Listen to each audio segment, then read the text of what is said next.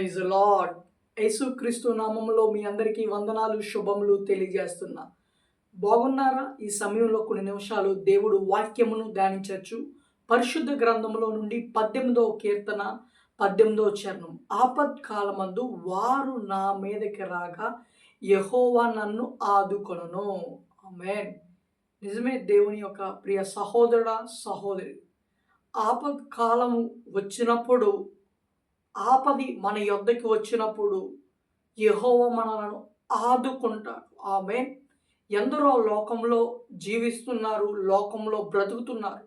వారికి ఆధారము లేదు, వారిని ఆదుకునేవారు కూడా లేరు. కానీ మనము ఆ విధముగా కాకుండా మనలను ఆదుకునేవారు ఉన్నారు. మనకి ఆధారం ఉన్నారు. ఎవరు అంటే మన దేవుడే మనకి ఆశ్రయ దుర్గమై ఉన్నారు. ఆయనే మనకి ఆధారమై ఉన్నాడు. అపవాది గర్జించే సింహం వలె తిరుగుచున్నాడు. అట్లాగే మన కొరకు మన దేవుడు కూడా మన పక్కన ఉండి, మనతో ఉండి, మనలను ఆదుకోవడానికి సిద్ధముగా ఉన్నారు. కానీ ఎవరైతే అపవాది గర్జించే సింహం వలె తిరుగుతున్నాడు, కానీ వాడు నన్ను ఏమీ చెయ్యలేడు, వాడు నా యొద్దకి రాలేడు అని విశ్వసించి నన్ను ఆపద నుంచి తప్పించేవారు ఉన్నారు అని ఆయన యందు నమ్మిక ఉంచి ఆయన వైపు చూస్తూ యెహోవా నన్ను ఆదుకుంటాడు అని మీరు నమ్మగలిగితే గనక మీ యొద్దకి అపాయము వచ్చినప్పటికీ కూడా ఆ అపాయము మిమ్మలను ఏమీ చేయలేదు. ఆమేన్.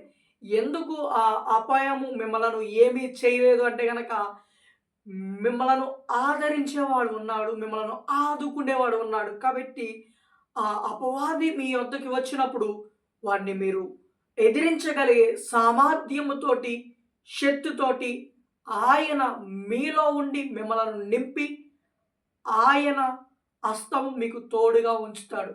అలాగే పరిశుద్ధ గ్రంథంలో నుండి మనము చూసినట్టయితే సమూయేలు రాసిన మొదటి పత్రిక 13వ అధ్యాయము 14వ వచనం.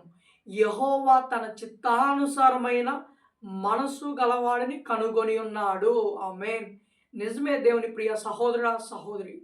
దేవుడు నిజముగానే ఆపద వచ్చినప్పుడు నన్ను తప్పించాలి, ఆపద వచ్చినప్పుడు నన్ను ఆదుకోవాలి, ఆపద వచ్చినప్పుడు నన్ను ఆదరించేవారుగా ఉండాలి అని ఆశపడితే నిజముగా దేవుడు నిన్ను ఆదుకొనడానికి సిద్ధముగా ఉన్నాడు. ఆపద నుండి నిన్ను తప్పించడానికి ఆయన సిద్ధముగా ఉన్నాడు. కానీ మీరు జీవించుచున్నప్పుడు దేవుని యొక్క చిత్తానుసారమైన మనస్సు కలిగిన వారుగా బ్రతుకుతున్నారా? దేవుని యొక్క చిత్తానుసారమైన మనస్సు కలిగినట్టుగా జీవిస్తున్నారా? దేవుడు మీ కొరకు ఆయన ఏమనుకుంటున్నారో మీరు ఆలోచించగలుగుతున్నారా? మీరు గ్రహించగలుగుతున్నారా? ఎప్పుడైతే యోసేపు తన తండ్రి యొద్ద నుండి తన అన్నల యొద్దకి వెళ్ళాడో ఆ రోజు నుంచి యోసేపు కనబడకుండా ఉన్నాడు. అంటే యోసేపు చుట్టూ అపవాది గర్జించే సింహం వలె తిరుగుతున్నాడు. కానీ దేవుడు అతన్ని ఆదుకొనడానికి అతనితోటే ఉన్నాడు. అపవాది గర్జించే సింహం వలె అతన్ని గోతిలో పడవేయబడినప్పుడు ఉన్నాడు. కానీ దేవుడు అతన్ని పైకి లేపాడు. నేను నిన్ను ఆదుకుంటున్నాను అన్నట్టుగా దేవుడు యోసేపుని పైకి లేపాడు గోతిలో నుంచి. ఎప్పుడైతే యోసేపు దేవుడు గోతిలో నుంచి లేపాడో ఆ లేపడము మొదలుకొని అపవాది గర్జించే సింహం వలె ఎన్నో మార్లు, ఇంచుమించు ఒక 15 నుంచి 16 సంవత్సరాల వరకు యోసేపు ఎంతో శ్రమలు అనుభవించాడు.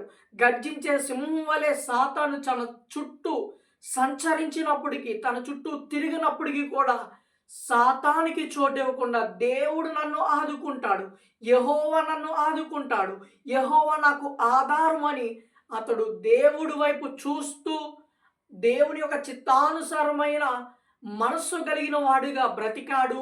ఆ విధముగా అతడు జీవించాడు. కాబట్టి ఎప్పుడైతే అతని జీవితంలో దేవుని యొక్క చిత్తానుసారమైన మనస్సు కలిగిన వాడిగా బ్రతికాడో ఎన్నో శోధనలు వచ్చినాయి, ఎన్నో శ్రమలు వచ్చినాయి.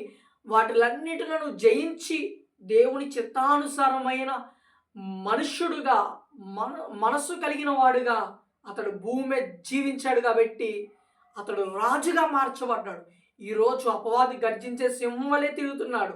ఆ అపవాది వైపు మీరు చూడకుండా ఆదుకునే యెహోవా వైపు చూస్తే ఆయన మిమ్మల్ని ఆదుకొని ఆ రోజు యోసేపుకు కలిగిన శ్రమలన్నిటి నుండి ఏ విధముగా యెహోవా తప్పించి అతన్ని ఆదుకొని రాజుగా చేశాడో, మీరు ఉన్న పరిస్థితులన్నిటి నుండి దేవుడు తప్పించి మీ పట్ల ఆయన ఉద్దేశాల్ని, ఆయన తలంపులను నెరవేర్చి ఒక ఉన్నతమైన గొప్ప స్థాయిలోకి, స్థానంలోకి తీసుకువెళ్ళడానికి యెహోవా సిద్ధముగా ఉన్నారు. ఆమేన్. Praise lord.